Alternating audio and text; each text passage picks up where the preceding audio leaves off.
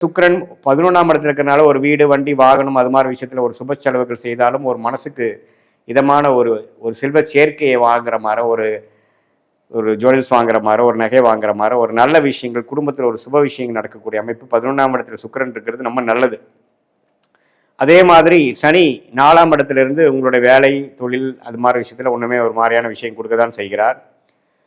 So பொதுவாக பார்க்கும் பொழுது ராசி அதிபதி உச்சம் பெற்று ராஜயோகாதிபதி செவ்வையோட சேர்வது இந்த மாதத்தின் இறுதியில் நல்லா இருக்கு. ஸோ முதல் 2-3 வீக் சுமாரான பலன்களும், தேர்ட் வீக்லேருந்து நல்ல பலன்களும் கொடுக்கக்கூடிய அமைப்புகள் கண்டிப்பாக உண்டு. எல்லா கிரகங்களும் ஓரளவுக்கு நல்லா பாசிட்டிவாக இருக்குது. வெளிநாடு போகணும்னு நினைக்கிறவங்களுக்குலாம் வெளிநாடு போகக்கூடிய அமைப்புகள், வெளிமாநிலம், நல்ல மாற்றங்கள், இது ஷேரு அது மாதிரி விஷயத்தில் நல்லா இருக்குது. போட்ட இன்வெஸ்ட்மெண்ட்ஸில் நல்லா ப்ராஃபிட்டபிலிட்டி வருவது.